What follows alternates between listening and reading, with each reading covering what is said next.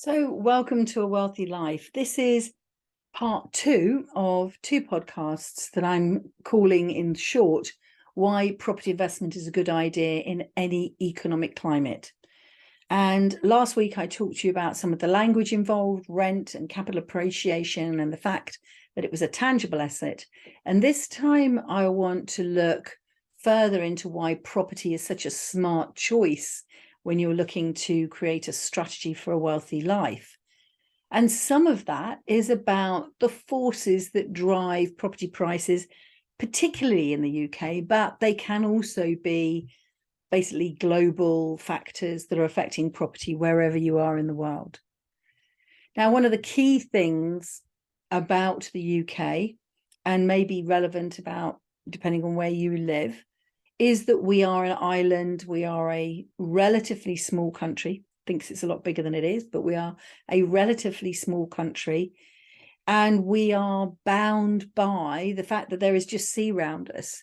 So it's not like we can go and take some land from the neighboring country, because there is no neighboring country. There is just water around us. We also have in this country something called green belt, which are designated areas of land that we have laws that prevent most people who follow the laws from not building on them. So we've got this constrained space, but what we don't have is a constrained population. We have this ebb and flow of the population. So we'll have something, for example, like the baby boomers, which were as a period in time, sort of around the 50s, the 60s, where there was a population explosion, in part due to a change in societal values that meant that a lot more people were having a lot more children, that type of thing. And there is a bubble that has been moving through the population, having an effect on the population and the way that government has to plan its priorities, or should be planning its priorities. So, for example, if there's a whole load of children, then we're going to need a whole load of school places, and then we're going to need a load of university places, then we're going to need a load of workplaces, then we're going to need a load of houses.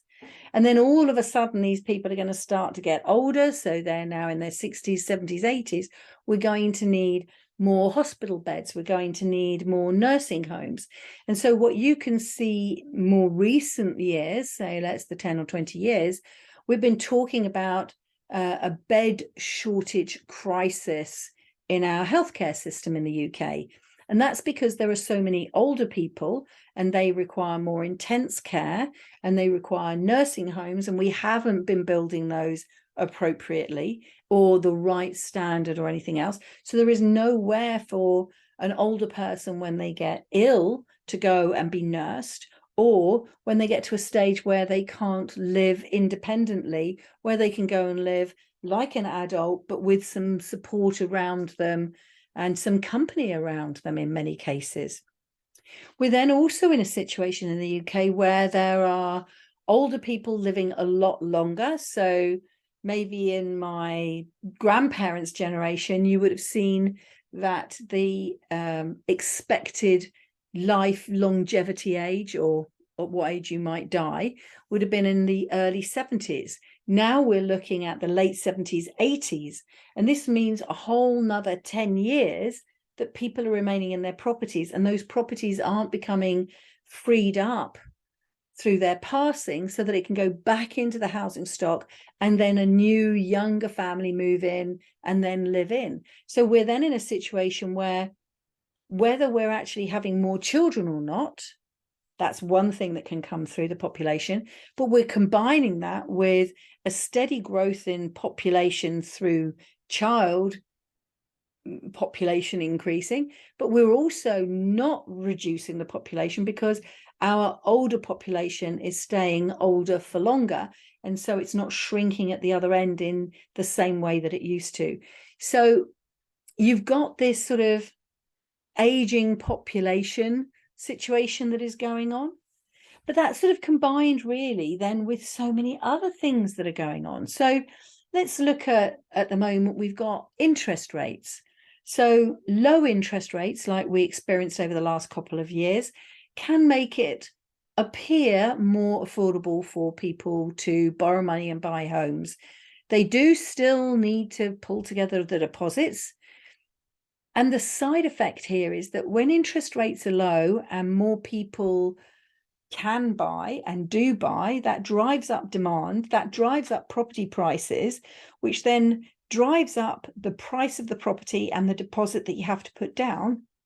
And actually, even though theoretically it's more affordable, it actually becomes unaffordable for certain levels of the population to get onto the property ladder. So low interest rates don't necessarily mean that everybody can now suddenly buy their own home. I know it's often stated that way, but if you think about it, a low interest rate gets everybody in the market. So it's like putting a sale on.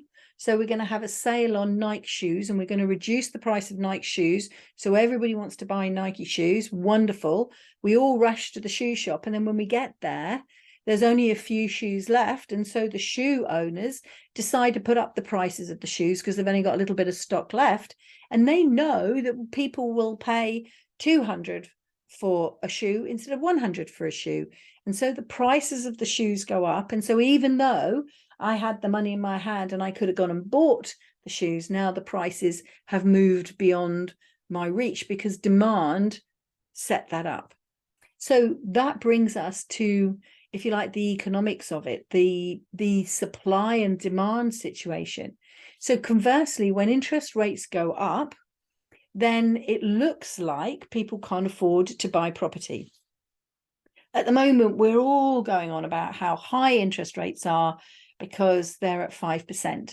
When I first started investing in property in 2008, the interest rates were at 5%.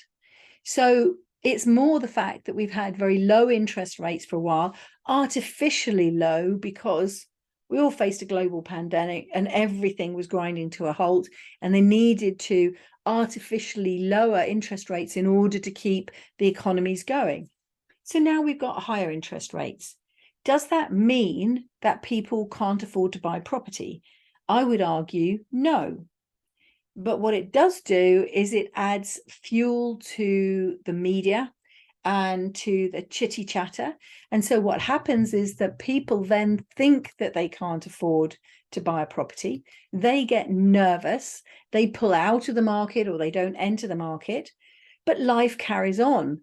People's relationships break up and they decide that they want to split from the family home. Other people get together, they decide they want to buy a home. Some people get older, some people move into homes, care homes, and some people build more houses and create more stock. What you suddenly get is a position where, although interest rates are high, there is more supply in the market, even though the rates are high, because other people are nervous about buying. And so although the rates are high, it might actually be a very good time to invest, because all you have to do is ride the high wave until the rates drop again. And if you can afford to buy your house when the rates are high, or you can afford to invest in property when the rates are high, then you secure your mortgage there. And as soon as the rates drop, you then benefit with greater cash flow or a lower mortgage cost. And that's actually more in your interest. The other thing that you can have is the effect of the economy. So a strong economy can cause rising prices. It could lower unemployment. Lower unemployment is good because it means more people are employed. Then that could drive up demand for housing. But remember, if we drive the demand for housing, we drive up property prices. And if we have a strong economy, then prices generally are rising. So everything becomes more unaffordable. And then that can slow it. So you're battling constantly. It is a constant tug of war where there are multiple ropes that we're all pulling on. We're not all on either one side or the other of this tug rope. This tug rope is strands of things. It's population growth, it's supply and demand in the housing market itself, it's the cost of money, it's the state of the economy. And I would argue, above all of this, the bow on the top, if you like, is what the media is telling you to believe, right? And what I want to get through to you with this podcast is that property investment is a good idea in any economic climate. Why? Because it is a tangible asset. It is something that you can see, touch, feel, that you can control, that you can manage, that you can enhance, that you can rent out in any way. If I go back to the Nike shoe, the only thing that you can do with a Nike shoe, pretty much unless you're very weird, is put it on your feet. You might be able to walk in it, you might be able to run in it, you might be able to climb up a hill in it, but it's basically just going to go on your foot. However, if, for example, and now I'm lost and I can't think of another shoe style or clothing style example, but if you think of a property, you could rent it out as an entire block. We call that a house, a home. You could split it up. You could rent it room by room, which is called a house of multiple occupancy because there are multiple occupants. You could enhance it and sell it. So that might be to refurbish or redevelop it and sell it on. So trading in some way. You might, if it's big enough, split it into two. So you then make room for two smaller families. You might extend it in some way by putting an extension on it. You might pull it down and change it from a house to a block of flats. There are many things that you can do with that little plot of land and those bricks that you have on the land that mean that it is more adaptable, more flexible, and therefore, I believe, more secure over the long term. So let's come back to some more of these demographic changes and look again at the impact on the market. So I've touched on the aging population. We've also got to look at the state of the household. So, for example, we can have young adults coming through, a little burst of young adults coming through. Are they all being encouraged to go to university and therefore delay when they're buying? If they go to university, are they then being laden with debt, which then means that they can't afford to buy? Is there, combined with what the young people are doing and the formation of the household in general, a trend towards urbanization or a trend towards de-urbanization? So think about before the pandemic. It seemed perfectly okay that what you might do is you might start off buying a flat when you were first young and you were out on your own, either you on your own or you with a partner or maybe you with a friend. And then as you grew up and you got more stable in your job, or you left university and you were more certain in what it was that you wanted to do, you might decide on the area that you wanted to live in, you might create a partnership, and you might then choose to buy a house so you had more space. Or you might start a family and decide that you want a garden. So your journey might be through a flat into a house, say a 2-bed house, then into a 3-bed house, and maybe you'll decide to go to a 4-bed house. And eventually, as you get older, you might choose to come back down the other side and move into a bungalow because of mobility issues. When we all got locked in our homes, those with gardens were laughing because they had that outdoor space. Anybody locked in a flat was theoretically bound by the rules of you were only allowed outside for 1 hour a day. If you didn't have a balcony, we had a blazing summer and you were locked in, basically a prison. And so the appetite for flats dropped dramatically in the UK in particular in 2021. Now, this will have been different in many countries because there are some countries where the bulk of their cities, where the bulk of their people live, are flats with no option for them to really move and relocate anywhere else because their countrysides in relation to their cities are that far away that the transport links aren't there.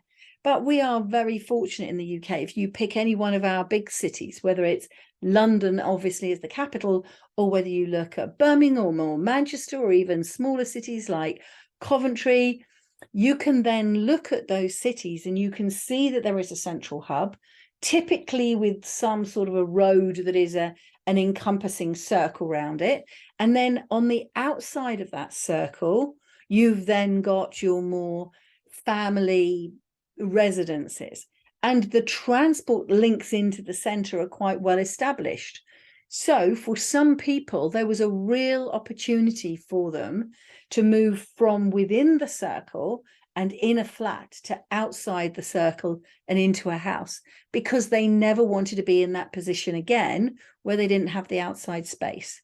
Equally, there were a lot of people whose relationships changed during that period. Now, what did that do to the value of flats? That caused flats to crash. So we had some flats in London that pre-pandemic was somewhere in the region of 450 to 500,000. And within the space of, I don't know, say 3 months of coming out of, I don't know which version of the lockdown we had, we'd lost 100,000 in value. Almost 25% of the value had fallen away from those flats because the appetite wasn't there. And when we were offering one of those flats to sell, the people who were coming to look for the flat were negotiating very hard, thinking that they had the upper hand and that they wanted to get a bargain. Conversely, we then also had properties that were in what would have been more holiday spots for us. So down, for example, Devon and Cornwall along the south coast, maybe even the Lake Districts, anywhere sort of around, not just outside of the circle, but literally on the coastlines, and anywhere where there was a lot of open space, property prices shot up.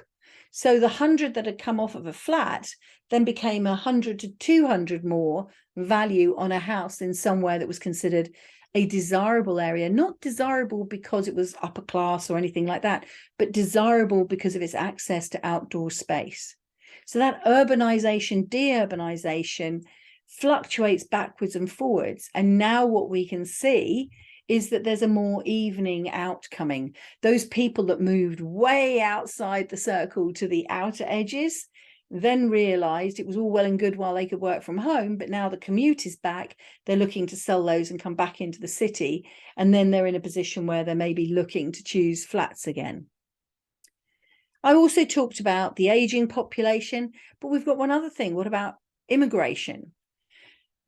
Goodness me, so we have a very complicated immigration pattern at the moment, in that we have frequently taken in immigrants as part of standardized refugee programs, and we are doing that in this country, and I'm sure it's going on all around the world, looking after people that are coming from the Ukraine, possibly in terms of really only temporary housing for them, but that temporary housing could still be another 3, 5, 10 years until their country could be rebuilt. But on top of that, we then also have more refugee style immigration, which is from people much further afield, which has been standard there all the way along. And then we just generally have economic immigration, people choosing to come to this country because of work choice. So whatever reason people are coming to the country, if you have more people choosing to come in than are choosing to go out, that immigration emigration balance can change. Again, that can affect the total within, particularly a country like the UK that is bounded by water, and we don't have that ability to breathe. When we've traveled through France, there are miles upon miles upon miles of farmland where there are no houses at all. When we drove up the east coast of Australia, there were hours before we saw properties. There are some countries in the world that are such big land masses that they have that capacity to suddenly expand and build a new town somewhere, and the roads connecting to it and the infrastructure. And we just don't have that in the UK. Now, all of these things come together and they pressurize the demand on the housing market. And so the point is, we will never have enough houses in the UK. The government doesn't have a standardized building plan. It's leaving it to private investors to do this. And some of those have not been done well, as we can see, for example, with flats and cladding and the issues that we've had through the Grenfell disaster. So you're in a position where if the government doesn't have a building plan, and we've also got a government that is fairly anti the landlord and small developer and really wants to do everything just with the big guys, that the capacity isn't there. Because when you let private companies, big corps, build for you, they only want land that is big enough that they're going to make a profit out of, that it's worth their time. Whereas a land plot for a smaller developer to build just 1 or 2 houses, or to build 4 or 5 or 10 houses, is actually almost easier to find than it is for somewhere to build 100, 200, 300 houses. And so this is having an impact on our ability to replace stock, renew stock, and expand the stock that we have. So we've got a population that pulses, but is bigger. It's pulsing, but it's still getting bigger all the time. We've got more immigration than emigration. We've got an aging population. We've got this swing backwards and forwards between, do we want to live in the city? Do we want to live in the countryside? Do we want to be in a house? Do we want to be in a flat? Do we want to share with other people? Do we want our independence? Do we want to go in the way of sort of the Chinese and the Japanese with these sort of pod-like containers? Or are we looking to have bigger spaced rooms? Are we looking to build or own properties or live in properties where we can have a home office? That now, it's not just about having 3 bedrooms. It's about 3 bedrooms and an office, because there's no point having 3 bedrooms if you've got your children in one set of bedrooms and you're in the other bedroom. Where do you work? You can't be working sitting on the end of your bed, and you can't be working in your living room when the children are on school holidays. So now the office is important. So is it that we have a building inside the house, or are we now looking at a way that we can convert garages to offices, or build offices at the bottoms of gardens? And all of this goes with the media, up, down, yes, no, interest rates. It's a good idea to buy. Oh, it's a bad idea to buy. All of those factors, income, employment, unemployment, property prices, interest rates, tastes, if we use it as tastes, demand, and then supply, are all in play in the property market all the time. And any one of those can create demand in the market. Any one of those can ensure that the property prices stand and generally increase. But what it also does is, not only is there the demand to purchase properties, but when people are then affected by these factors, so maybe interest rates, maybe the cost of property, maybe they can't afford the deposits, maybe they can't buy where they want to buy, but they have to live where they're dictated because of work or school for their children, then they turn to rental properties. And so then the supply and demand is not just of available houses to buy, but it's also of available properties to rent. And this again can affect not just the purchase price of the property, but then the rental value of the property. And here in 2023, I was talking to one of my clients earlier today, and his rent on a London flat, so he had tenants leave, they'd been paying 1,400-ish, and he said he put it back out on the market, he admits aggressively, just to test the market, for £2,000, and he got that. So rent demands are high. I know, for example, in the north where we invest, that we have moved from pre-pandemic talking about, say, £500 per calendar month. We're now looking at £700 to £750 per calendar month for the same property. So it's gone up by 50%. That's a huge increase in the cost of rent. It's difficult on the renters, but the opportunity is there for the investor. And the other thing is that when the rents are going up, this means that you have the flexibility in your cash flow to be able to afford the higher interest rates that are prevalent at the moment. And then, of course, I've got to just talk about sort of the politics of this. So there are political, regulatory changes that I think really for the last, I don't know, I would go with 5 or 6 years in the UK have been particularly anti the landlord, anti the small landlord. And it started with something called Section 24, which was a change in the tax allowances. So if you hold properties in your personal name and you are a 40% taxpayer, you need to be checking out what you're doing, because that will have significantly disadvantaged you. However, a lot of people then moved all of their properties to them buying them through a corporate structure. So this has meant that the lenders now, instead of lending to individuals on buy-to-let mortgages, are now lending to a limited company structure to effectively still do the same thing, buy a property to let, and they have applied a premium to that rate. So now the interest rates are even higher if you are buying through a limited company. But it still works because there are tax benefits associated by wrapping your property in a portfolio, in a limited company. And there are also, I would say, if we get down the line, that there are inheritance advantages to that, because you've now got a structure that you can look at how you allocate the shares. But we've also been made to do things. Some of the things I think are sensible to make sure that we're taking care of our tenants. So there's always gas safety checks, always electrical checks. There's been around ever since I invested something called the Decent Homes. So I can never remember how to do the letters, but it's about health and safety, HHSRS or HSHRS, something like that, a lot of letters anyway.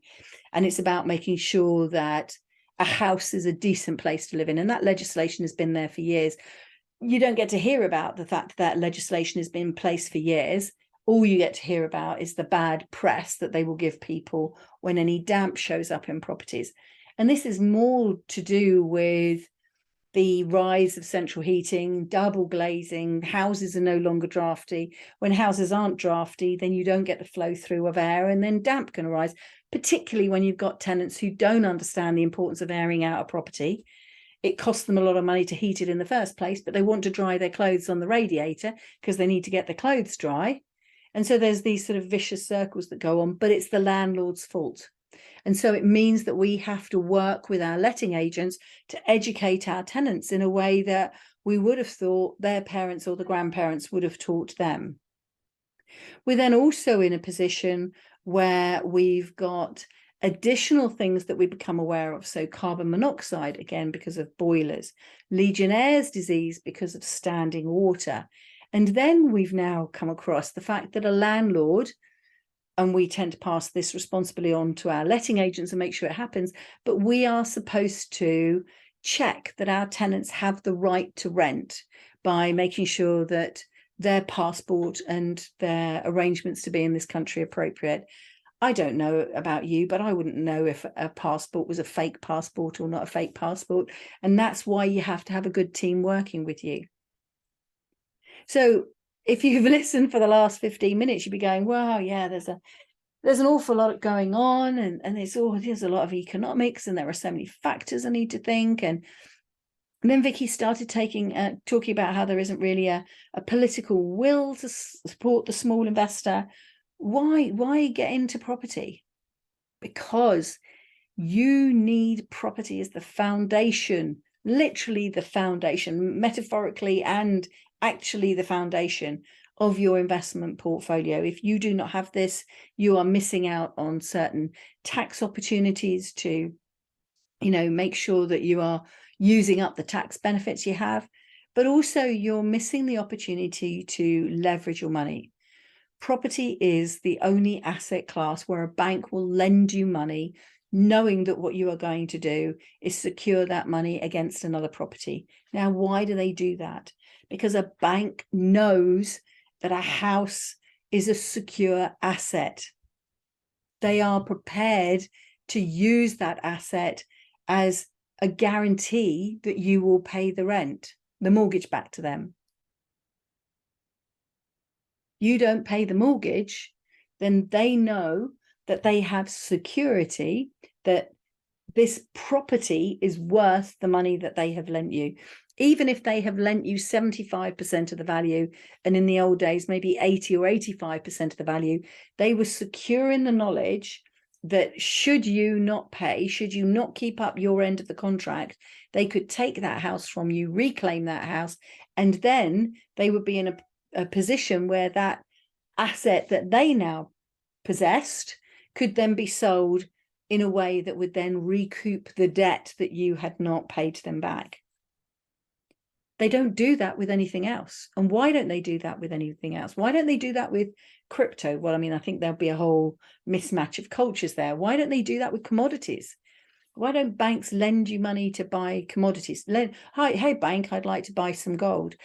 It's because there's a whole product range called buy-to-let mortgages that are designed specifically to enable us to do this, not just to buy a house, a regular mortgage, but a buy-to-let mortgage, to buy a property with the sole purposes of never living it in ourselves, of renting it out to somebody else in return for the rent, because they can see the business model. And if the lenders can see the business model, some may say they're smarter than us, then it's something worth looking at. But if I've not talked you through enough of all of the reason, that tug of rope with so many strands to it. So even if interest rates are high, you can still find that supply is weak, and so demand is high. Sorry, I'll do that again. And as I talk to you about that tug of rope that has got so many strands to it, with interest rates being high, you might see that the supply of properties coming onto the market slows down. But if the supply is low, then the demand is high, the prices are high, which still makes it good for sellers to sell. But then if nobody wants to buy, those properties will start to drop. So even if there is low supply, you can still get relatively lower price properties, not prices rising, they can stabilize. Have you got increased demand in your area? Is there something new in the area, like a new industrial area moving, and so a whole load of people are going to come for work? Sometimes when you drive down the motorways, you can see these giant units, all this centralization of the way we transport stuff. That means there will be jobs out there, and those jobs are going to be held by humans that are going to require somewhere to live. So is there an opportunity to then be looking at properties in that area? And what sort of people are going to hold these jobs? And therefore, what type of properties do you need? Don't assume that it's HMOs. They could be families looking for houses with gardens as much as flats. So these strands are always pulling against one another. But the end result is, whatever the price of money, the interest rates, whatever the state of supply and demand, there is always an opportunity to invest in property and make that a foundation of your entire investment portfolio. With the caveat that you need to understand what you're getting into, that property prices can go up and down, that investments all come with a risk, and that you need to understand your overarching strategy. And as these factors interact with one another, as they change over time, it's very difficult to predict property prices with any certainty. But what you can say, particularly in a country like the UK, because we are stuck with how much land space we've got, property or land is always going to be a premium, and therefore property will be too.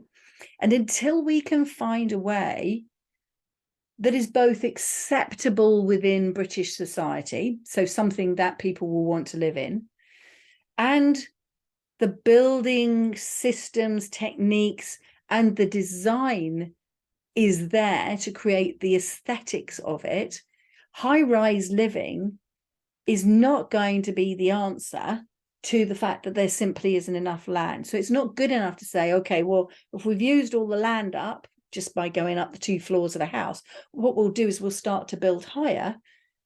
It's not that simple. There's got to be a demand and a desire from either the tenants, if it's buy-to-let properties, or the homeowners, if they're going to move into these flats, to want to live in giant high-rise blocks. And while this is very much within the psyche and acceptable within society in a lot of other countries, when you look at pictures of other cities, it's not something that we've been particularly good at here. But with the changes in our market, we're going to have to look at the way we live, the way we house people, the way we construct properties, and that's going to require changes in the planning department. So you need to have a look at what's going on in planning. There are strategies called permitted development, where you take old pubs, you take old office spaces, and you convert those into habitable properties for people to live in. What you can be sure of is that historical performance shows you that over time, property prices have increased in value. When I have conversations with Bob's mum about the price that they paid for their house, sort of like £1,500 for a 3-bed house, that is worth well in excess of £500,000 now, in the space of, I don't know, say 40 years, something like that. You know, that's a huge rise in price. And it's not a nice straight linear price. It goes up and down, up and down. But at the end of it, it's still gone up, right? So looking at property as a way to, I suppose, hedge against inflation, because when inflation goes up, property prices go up. When property prices go up and inflation goes up, sometimes stocks are going down. Sometimes commodities are going down. When inflation goes up, then interest rates go up. So it just is all these strands pulling together. Land is finite wherever you are, and especially finite in some places. And so the demand for housing fluctuates slightly with population growth, but is always going to provide a degree of stability and security, if you like, for property investments. And then I spoke to you last week about the fact that it's also a tangible asset.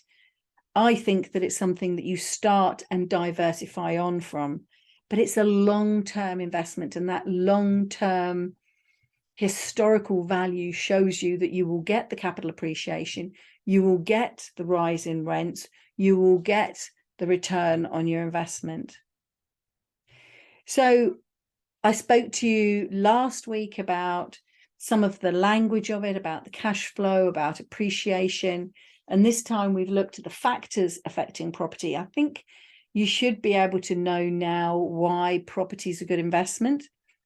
If you're not convinced, then I would ask, what is it exactly that you're looking for in your investments? Maybe you don't understand why you would want to invest, and therefore you're not looking for reasons to invest. And investment is the common term, but for me, what investment means is leverage. How can you leverage what you've got, your time, your money, your knowledge, your skills, the knowledge, the skills, and the time of others in a way that means that you can build the life for yourself that you want? Now, if you don't know what it is that you want, if you don't know when you want it, if you don't want it soon, if you're say in your 20s now and you could just stumbled across this portfolio and you're going, oh, Vicky's going on about how I need a wealthy life and I need to think of my retirement, and actually I don't have to wait till I'm 65 to retire. I can retire earlier if I want to, but I'm loving life and I don't want to save, I want to spend my money. Absolutely fine. Maybe the time's not right for you, but what I want to do is plant that seed so that next year you suddenly go, do you know what? I can still have a lot of fun, but I could also do a little bit of savings as well. And then the year after, you'll have enough savings that maybe you could buy your first property. And then all of a sudden, the light bulb comes on for you and you will be off on your journey. If you're in your 30s, you may be so wrapped up with your family that you can't think of anything else, but it's definitely something that you can still plan for and that you need to plan for, because those little people in your life that seem to be taking all your time and your money are still going to take all your time and your money as they get older, and they'll take more of your time and more of your money, or if you're really lucky, less of your time, but still more of your money as you move forward. And then finally, you're going to get to the point where you start to be able to breathe in your late 40s to mid 50s. Don't leave it any later. Just now, if you haven't already done it, start looking at how is it that you want to live your life. You've been on the roller coaster. They put you on the roller coaster. They told you it would be fun. You've had your ups and downs. Is this really what you want your life to be, on a roller coaster that somebody else is controlling the levers? Or is it time for you to get off the roller coaster and say, actually, I want to create my own ride now, and I know where I'm heading, And I know that what I need to do is create another source of income that leverages my time and my money in a way that I can break the link between having to work just to pay the bills and being in a position where my money works to pay the bills.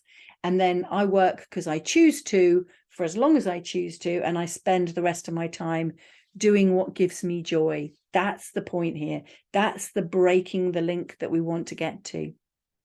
And I'm going to speak to Judith next week and share with you her journey of breaking the link, how she stepped out of running her own business to the point where she's now got an art gallery, she's got her property portfolio that is generating the income so that she can be living basically in semi-retirement up in the Lake District with her husband. They work when they want to work. They're not the sort of people to never work, and quite frankly, they're still too young to never work again. But them and their 3 dogs are out there walking the mountains and walking the lakes to their heart's content, because we worked together on her property portfolio, and she was able to see how she could use property to break the link of having to go to the office 5 days a week. So make sure that you follow, that you do the RSS, that you get the notifications of when the next podcast is coming out. It's always on a Thursday. My name is Vicky Wauchez. This has been another episode from A Wealthy Life, and I hope that I have given you enough whoosh to make sure that you will spend some time over the next few days really thinking about how you want your life to be. And if there is more that you want in your life, then start to recognize how property can play that role for you, and then get in touch. Let's book a call and let's see how I can help you moving forward. As always, I wish you the very best, and I look forward to speaking to you along with Jude next week. Take care.